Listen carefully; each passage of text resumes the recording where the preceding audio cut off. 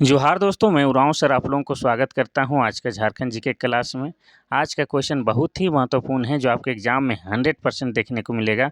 तो समय को न गंवाते हुए चलिए पहला क्वेश्चन शुरू करते हैं। लेकिन उससे पहले बता दें कि आज जो क्लास करेंगे उसमें जो है झारखंड जीके का मिक्सअप क्वेश्चन देखने को मिलेगा। इसमें विभिन्न चैप्टरों को मैं शामिल किया हूँ, जैसे झारखंड का इतिहास, भूगोल, झारखंड की जनजाति, झारखंड की संस्कृति, झारखंड के खेल खिलाड़ी, झारखंड के शिक्षण संस्थान जैसे महत्वपूर्ण चैप्टर इसमें दिखाई देगा। और आपको बता दें कि ये जो क्लास जो है आपके लिए बहुत ही फ़ायदेमंद है। और आप सभी को पता है कि आपका जो उत्पाद सिपाही का जो एग्ज़ाम जो हुआ था आपका दौड़ वाला फिजिकल, उसका रिटेन एग्ज़ाम होने वाला है आपका नवंबर और दिसंबर महीने के बीच में होने वाला है। तो क्या कीजिए, आप लोग कमर कस लीजिए। हम तो कमर कस चुके हैं, इसीलिए हम कह रहे हैं कि क्लास जो है आपका कंटिन्यू आएगा, तो आप लोग भी कंटिन्यू क्लास कीजिए। जो स्टूडेंट कंटिन्यू क्लास करता है रिजल्ट उसी का होना है, ये बात भी 100% सही है।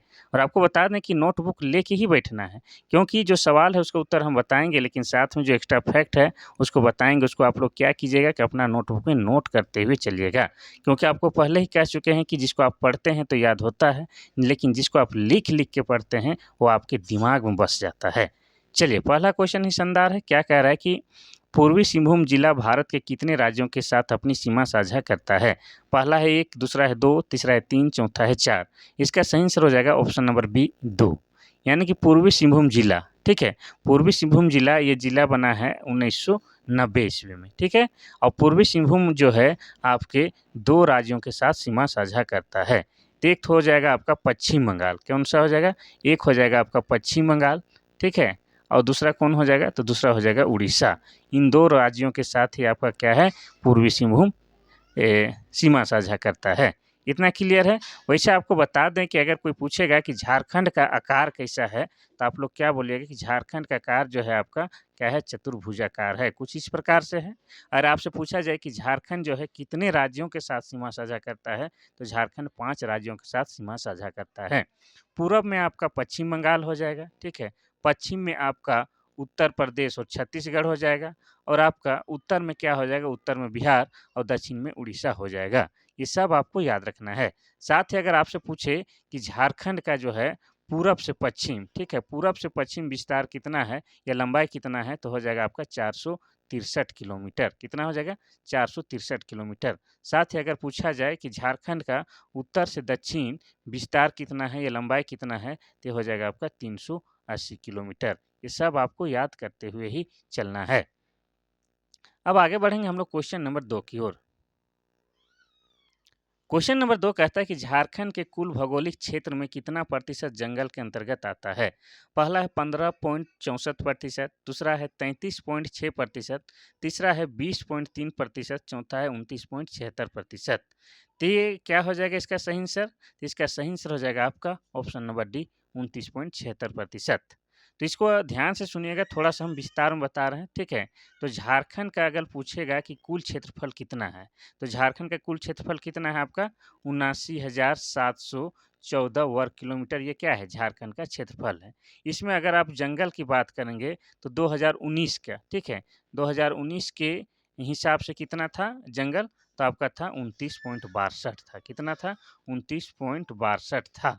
ठीक है, उसके बाद आप लोग जानते हैं कि जंगल वाला रिपोर्ट प्रत्येक 2 साल में आता है। तो 19 के बाद आया था रिपोर्ट कब? 2021 में। तो 2021 में कितना था? तो 2021 में आपका था 29.76 था। कितना था?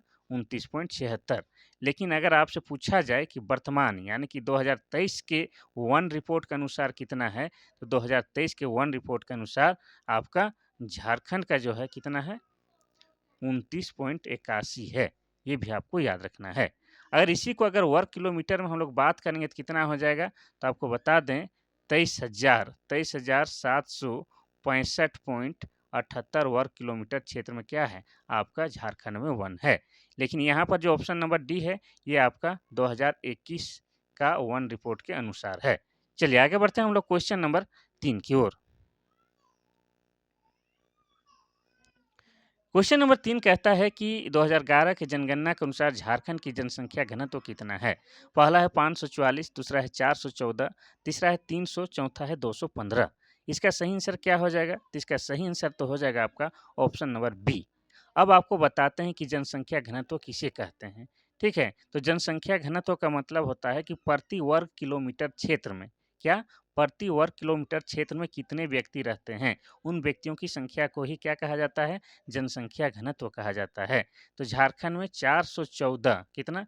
414 व्यक्ति प्रति वर्ग किलोमीटर क्षेत्र में रहते हैं। ठीक है? इतना आपको याद रखना है। चलिए आगे बढ़ते हैं हम लोग क्वेश्चन नंबर 4 की ओर। क्वेश्चन नंबर 4 कहता है कि झारखंड के किस जिले से अलग करके खूंटी जिले का निर्माण हुआ है?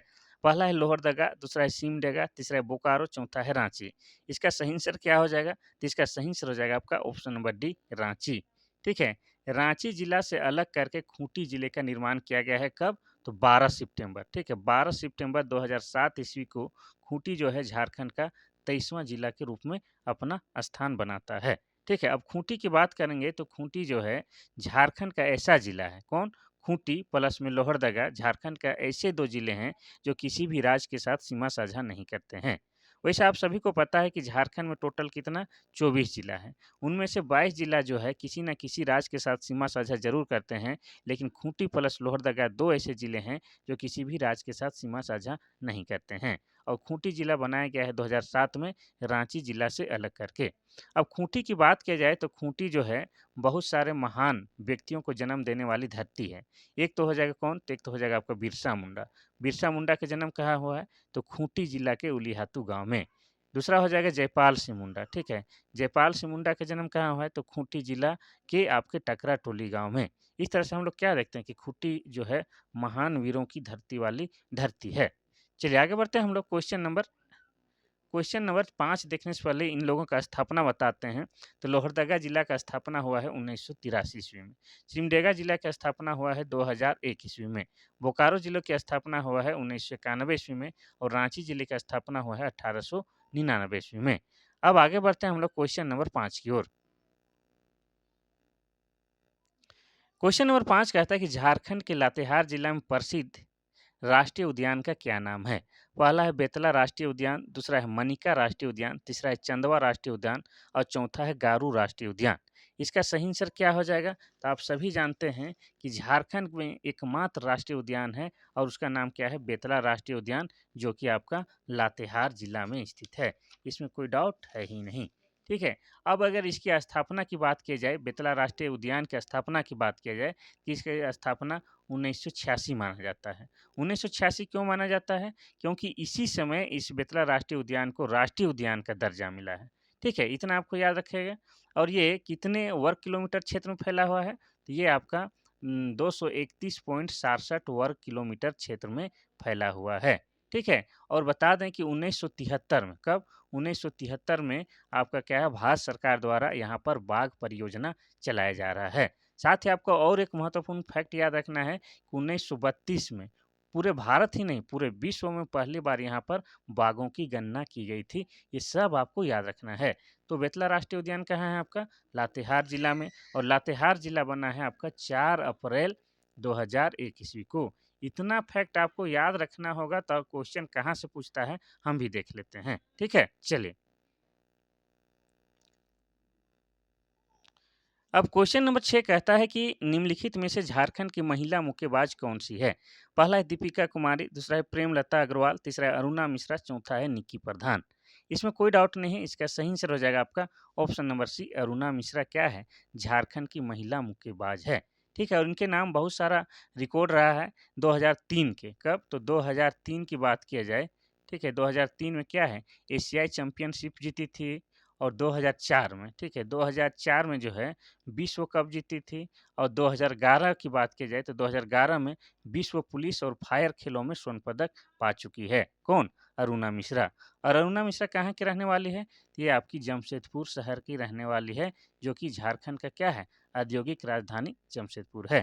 तो बाकी बाकी विकल्प का भी हम लोग चर्चा कर लेते हैं। तो दीपिका कुमारी क्या है? झारखंड रांची की रातू की रहने वाली है और यह क्या है? यह एक तीरंदाज है। ठीक है? क्या है? तीरंदाज है।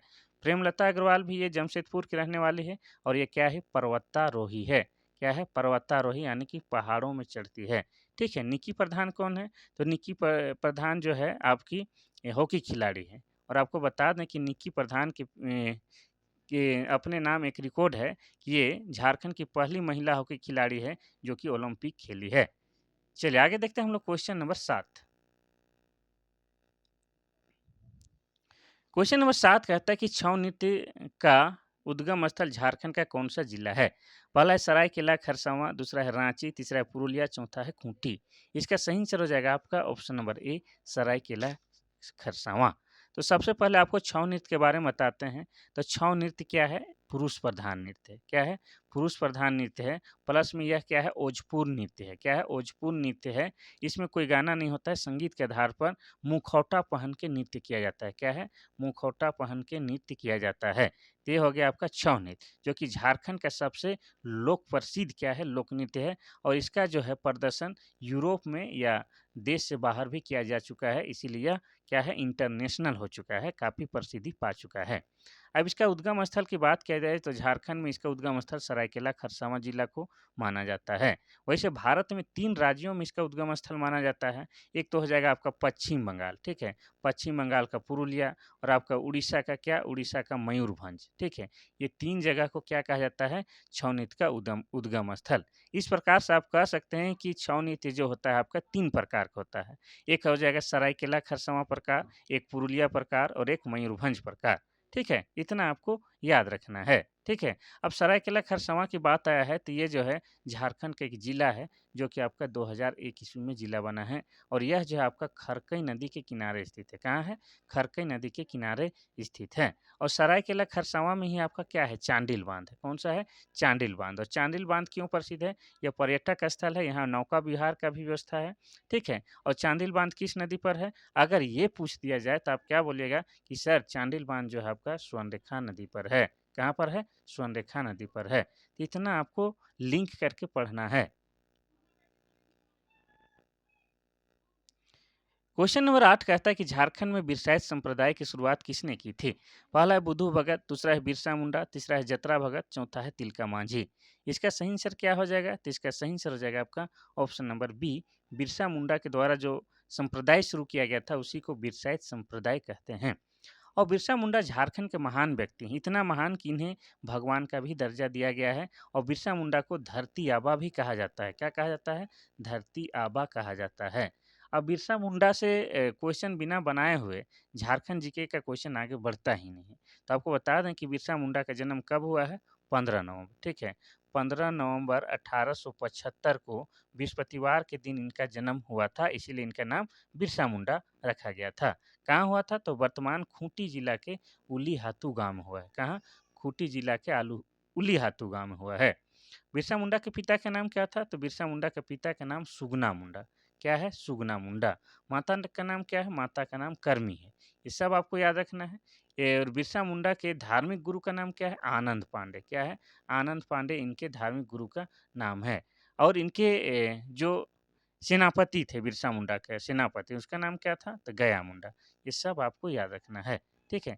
अब बात करेंगे कि बिरसा मुंडा की मृत्यु कब हुई है? तो बिरसा मुंडा की मृत्यु हुई है 9 जून, ठीक है? 9 जून 1900 ईस्वी को बिरसा मुंडा की मृत्यु रांची के सेंट्रल जेल में हुआ है। और इनके मृत्यु का कारण सरकारी दस्तावेज के अनुसार हैजा बताया गया था, जो कि सरासर गलती है। इनकी मृत्यु जो है अंग्रेजों के टॉर्चर के कारण हुआ था। ठीक है? ये मात्र 25 वर्ष की आयु में इनकी मृत्यु हो गई थी। अगर इनकी समाधि स्थल की बात किया जाए तो इनका समाधि स्थल रांची में ही है। रांची में कहाँ है?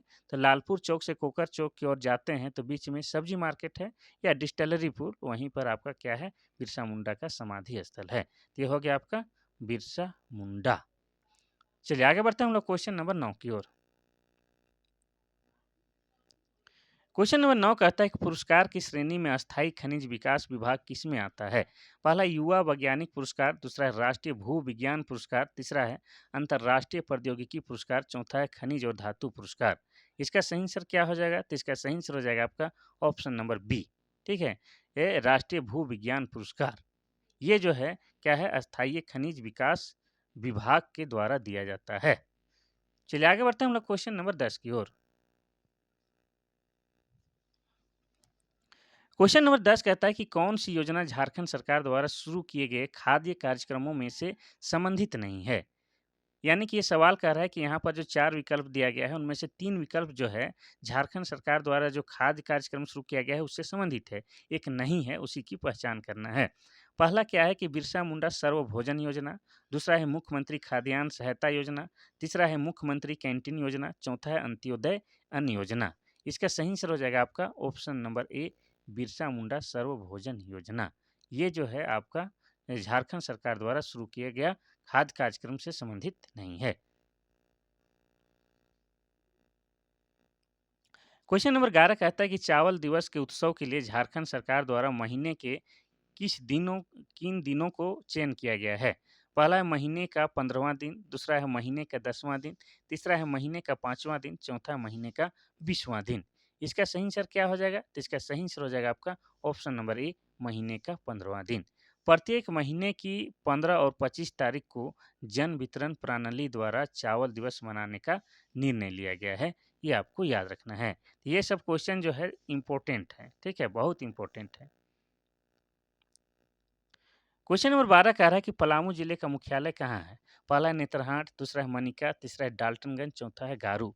तो ऑप्शन के अकॉर्डिंग भी कभी-कभी जवाब देना पड़ता है। तो इसका सही आंसर क्या हो जाएगा? तो इसका सही आंसर हो जाएगा आपका ऑप्शन नंबर डी, डाल्टन। ठीक है, डाल्टनगंज। तो डाल्टनगंज का अगर न्यू नाम पूछ लिया जाए तो ये क्या है आपका? मेदिनी नगर। ठीक है, मेदिनी नगर के नाम से आज जाना जाता है। ठीक है, ये डाल्टनगंज नाम आपको बता दें कि कर्नल डाल्टन के नाम पर डाल्टनगंज रखा गया था। लेकिन इसका नया नाम मेदिनी नगर हो गया है और मेदिनी नगर जो है आपका चेरो वंशीय, कौन सा? चेरो वंशीय राजा मेदिनी राय के नाम पर रखा गया है मेदिनी नगर। तो पलामू जिले का मुख्यालय मेदिनी नगर और पलामू प्रमंडल का मुख्यालय भी मेदिनी नगर ही हो जाएगा।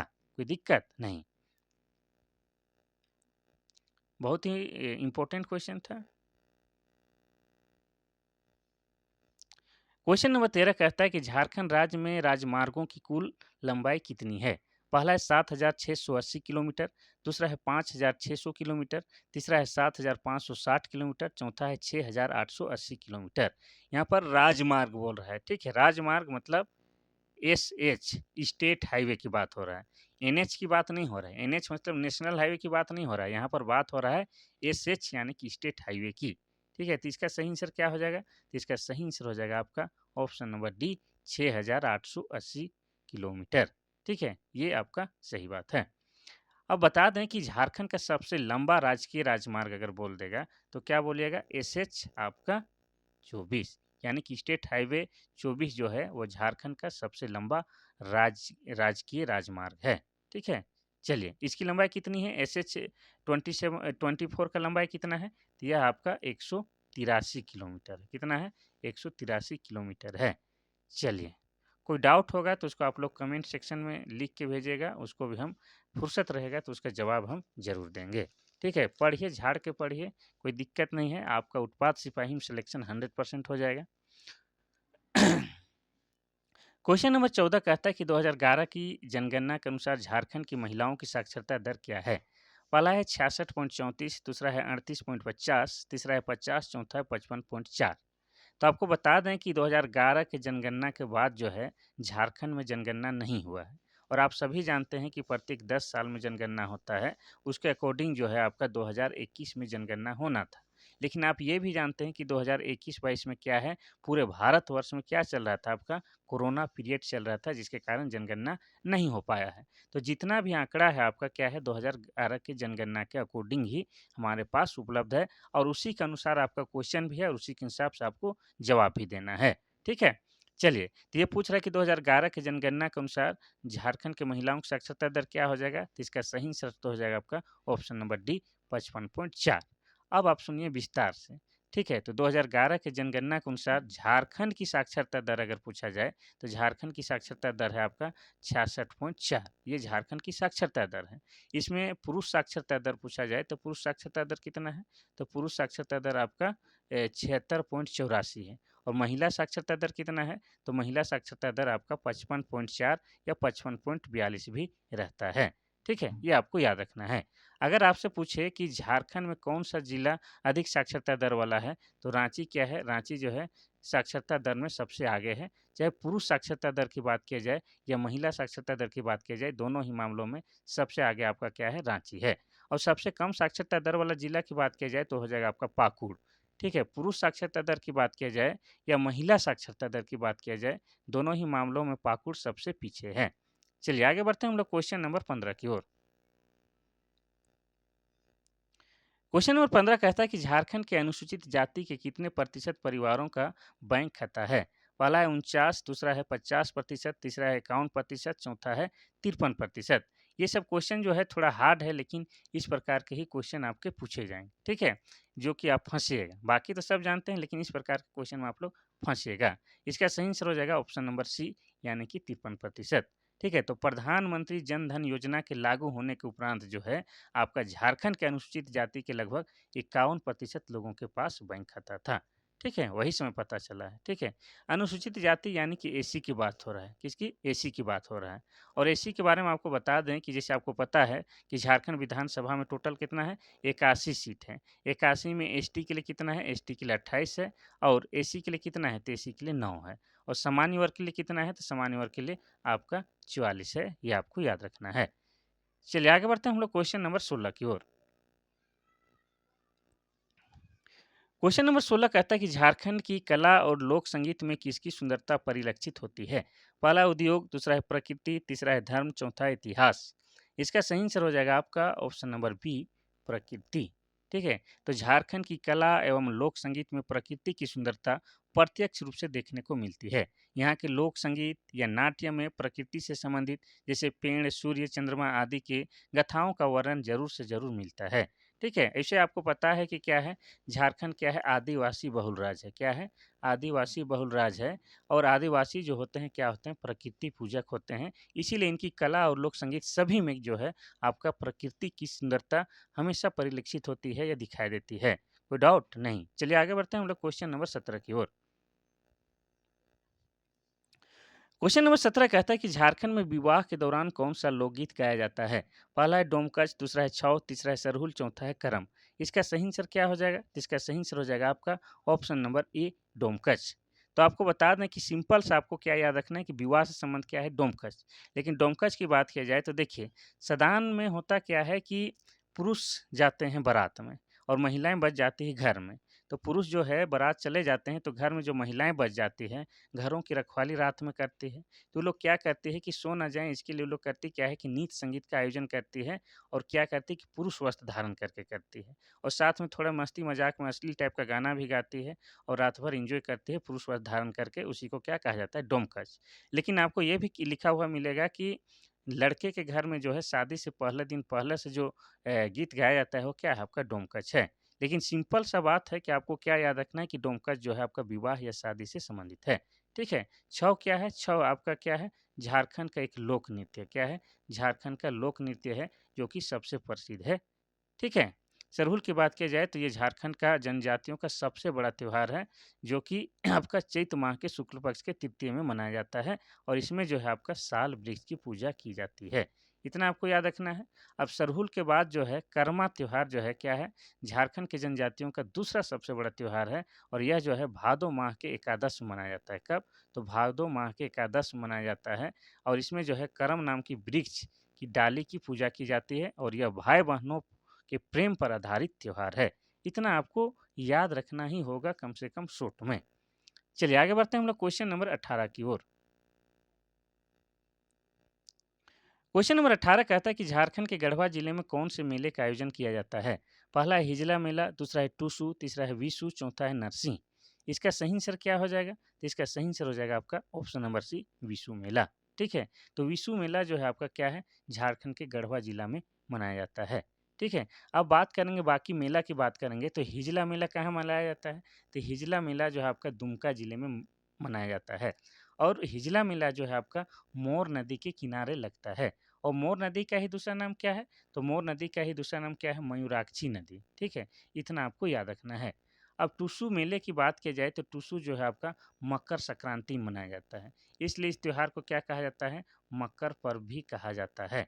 ठीक है, और ये जो है आपका टूसू नाम की एक कन्या के याद मनाया जाता है। और टूसू नाम की कन्या जो थी आपकी कुर्मी समुदाय से थी। इसलिए जो है कुर्मियों में टूसू पर्व का काफ़ी महत्व है।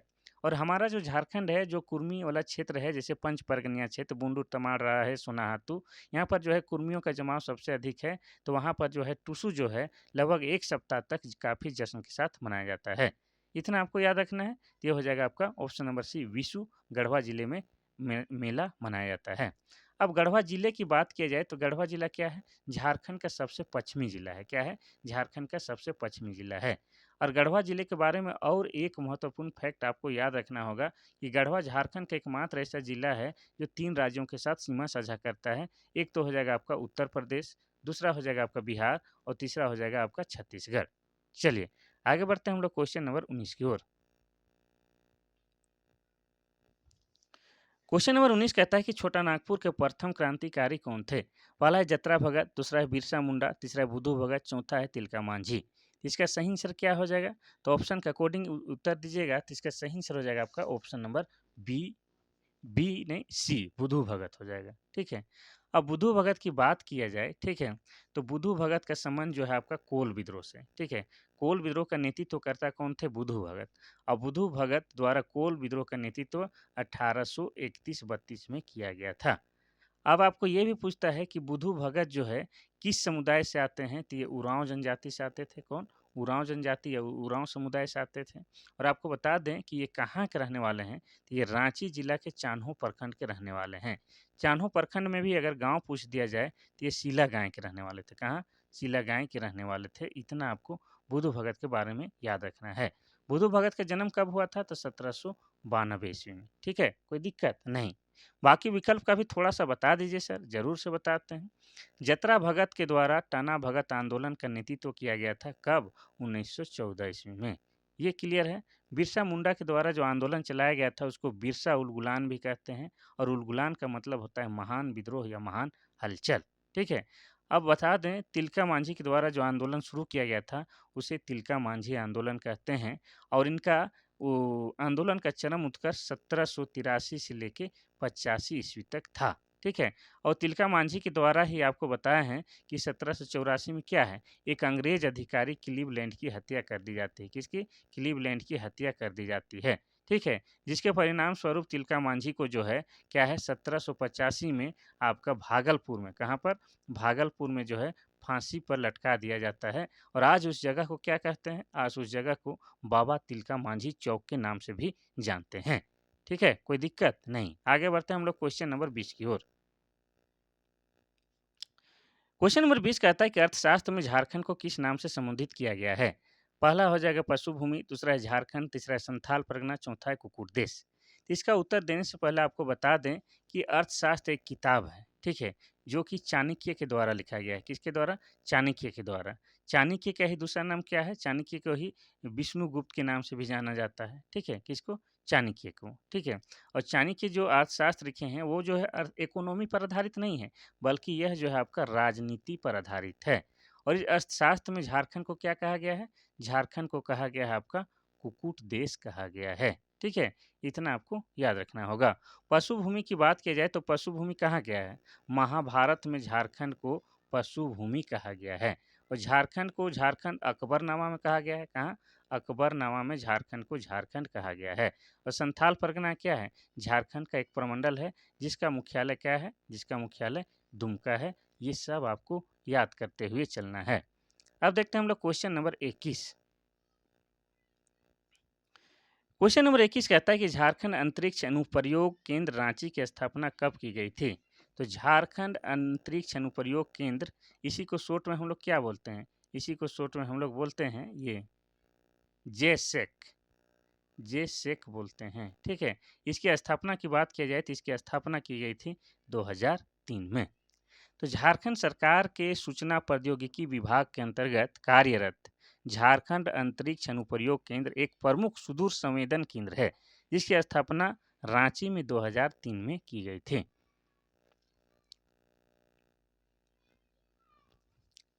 क्वेश्चन नंबर 22 कहता है कि अक्षय ऊर्जा किस स्रोत से झारखंड अधिकतम ऊर्जा उत्पन्न करता है? पहला है ज्वारीय ऊर्जा, दूसरा है पवन ऊर्जा, तीसरा है सौर ऊर्जा, चौथा है भूतापीय ऊर्जा। इसमें कोई डाउट नहीं, ऑप्शन नंबर सी हो जाएगा सौर ऊर्जा। झारखंड में अधिकतम अक्षय ऊर्जा का उत्पादन सौर ऊर्जा से होती है, क्योंकि झारखंड के मध्य से कर्क रेखा पास करती है और इसका मतलब झारखंड में अधिक समय के लिए सूर्य का प्रकाश बना रहता है। यहाँ ज्वारीय ऊर्जा का उत्पादन शून्य है, क्योंकि यहाँ समुद्र नहीं पाया जाता है और पवन ऊर्जा के लिए अधिकतम समतल भूमि की आवश्यकता होती है, जो झारखंड में नहीं पाई जाती है। इसलिए पवन ऊर्जा का उत्पादन भी लगभग न के बराबर होती है। और भूतापीय ऊर्जा की बात किया जाए तो भूतापीय ऊर्जा का उत्पादन भी झारखंड में लगभग न के बराबर होता है। क्वेश्चन नंबर 23 कहता है कि निम्न में से कौन सा राष्ट्रीय राजमार्ग झारखंड से नहीं गुजरता है। पहला है NH3, दूसरा है NH8, तीसरा है NH6 और चौथा है NH33। इसका सही आंसर क्या हो जाएगा? ठीक है, तो NH यानी कि नेशनल हाईवे की बात कर रहा हो जाएगा ऑप्शन नंबर बी, यानी कि NH8 जो है झारखंड से नहीं गुजरता है। राष्ट्रीय राजमार्ग 8 जो है झारखंड से नहीं गुजरता है। ठीक है, चलिए अगर बात किया जाए यहाँ पर NH33 की, तो NH33 क्या है? झारखंड की सबसे लंबी राष्ट्रीय राजमार्ग है। चलिए आगे बढ़ते हैं हम लोग क्वेश्चन नंबर 24 की ओर। क्वेश्चन नंबर 24 कहता है कि झारखंड की किस प्रकार की मिट्टी के स्थानीय नाम गोरिस है। पहला है चिकनी मिट्टी, दूसरा है बलुआ मिट्टी, तीसरा है दोमट मिट्टी, चौथा है काली मिट्टी। इसका सही आंसर क्या हो जाएगा? तो इसका सही आंसर हो जाएगा आपका ऑप्शन नंबर बी, बलुआ मिट्टी। बलुआ मिट्टी, ठीक है, यह बलुआ दोमट मिट्टी का ही स्थानीय नाम गोरिस है। गोरिस के अलावा इसका दूसरा नाम और क्या है? इसका दूसरा नाम जारिया भी है। इसको जारिया नाम से बुलाया जाता है। साथ ही इसका और एक नाम है क्या है? बाला। ठीक है, बाला भी कहते हैं। और इसका और एक नाम है गीटा लहासा। इस प्रकार से बलुआ मिट्टी के जो है अनेक नामों से जाना जाता है। उनमें से एक नाम क्या है? आपका गोरिस भी है। वैसे आपको बता दें कि झारखंड में जो है मुख्य रूप से, ठीक है, झारखंड में मुख्य रूप से 6 प्रकार की मिट्टी पाई जाती है। इसमें जो है झारखंड के भूभाग के 90% भूभाग पर आपका कौन सी मिट्टी पाई जाती है? तो लाल मिट्टी पाई जाती है, जो कि खेती के लिए उचित नहीं है, यानी कि बंजर है, अनउपजाऊ मिट्टी है। ठीक है, लाल मिट्टी जो है झारखंड के अधिकतर भूभाग यानी कि 90% भूभाग में पाई जाती है। चलिए आगे बढ़ते हैं हम लोग क्वेश्चन नंबर 25 की ओर। क्वेश्चन नंबर 25 कहता है कि किसी भी राज्य की राज्यपाल की न्यूनतम आयु कितनी होनी चाहिए। पहला है 35 वर्ष, दूसरा है 18 वर्ष, तीसरा है 25 वर्ष, चौथा है 30 वर्ष। इसका सही आंसर क्या हो जाएगा? आपका ऑप्शन नंबर ए, 35 वर्ष। ठीक है, भारत के संविधान का अनुच्छेद 157, कितना, सॉरी, भारत के संविधान के अनुच्छेद 157 के अनुसार राज्यपाल बनने के लिए उस व्यक्ति की कम से कम उम्र कितना होना चाहिए? तो 35 वर्ष होना चाहिए। ठीक है, तो राज्यपाल के लिए कितना? 35 वर्ष कम से कम होना चाहिए। और 18 वर्ष क्या करने के लिए? तो 18 वर्ष मतदाता बनने के लिए। मतदाता बनना है तो कम से कम 18 वर्ष होना चाहिए। लोकसभा का सदस्य बनना है तो कम से कम आपका उम्र कितना होना चाहिए? तो होना चाहिए 25 वर्ष होना चाहिए। ठीक है, राज्यसभा हो गया या विधान परिषद के सदस्य बनने के लिए आपका उम्र कम से कम 30 वर्ष होना जरूरी है। वैसे 25 नंबर का सही आंसर हो जाएगा ऑप्शन नंबर ए, 35 वर्ष।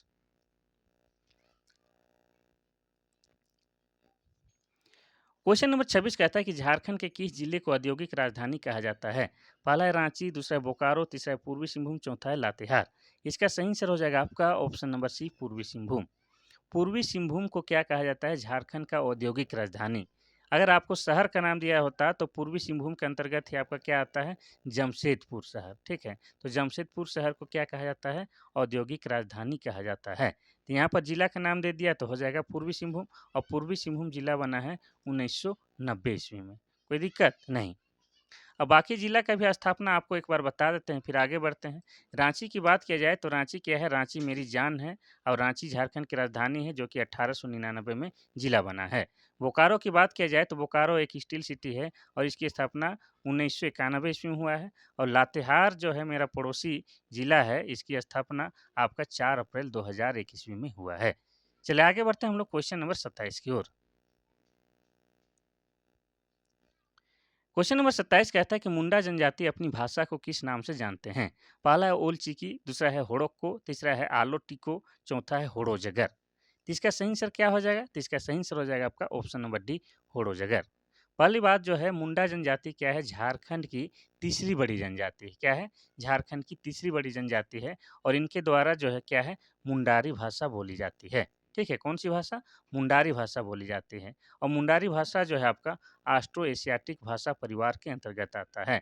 ऑस्ट्रो एशियाटिक भाषा परिवार के अंतर्गत आता है और मुंडा जो है अपनी भाषा मुंडारी को होड़ो जगर के नाम से जानते हैं, ठीक है? और अगर अगर पूछे कि मुंडा जनजाति स्वयं को क्या कहलाना पसंद करते हैं, तो मुंडा जनजाति के लोग स्वयं को होड़को कहलाना पसंद करते हैं और अपनी भाषा को होड़ो जगर कहते हैं।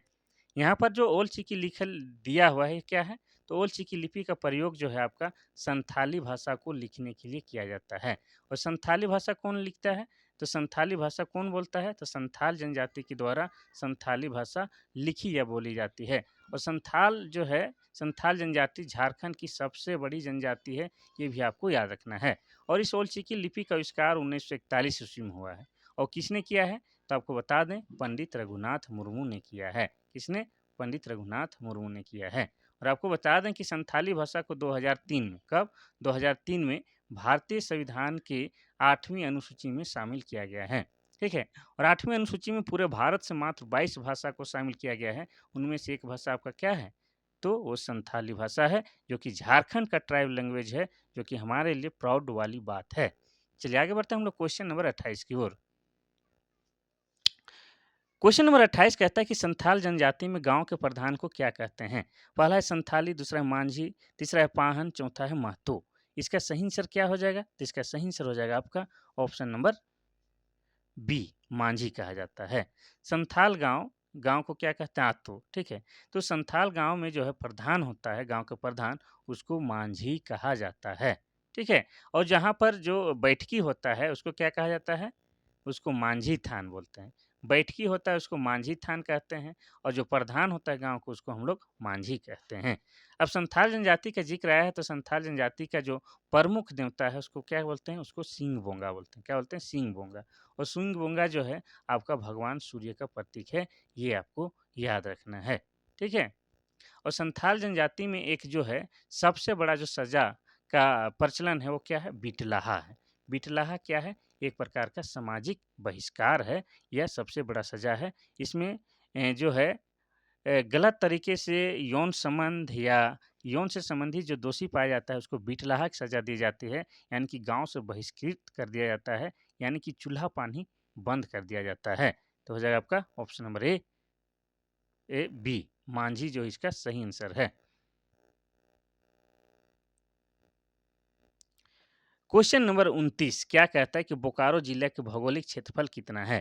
पहला है 2883 वर्ग किलोमीटर, दूसरा है 2665 वर्ग किलोमीटर, तीसरा है 2550 वर्ग किलोमीटर, चौथा इनमें से कोई नहीं। इसका सही आंसर हो जाएगा आपका ऑप्शन नंबर ए, 2883 वर्ग किलोमीटर।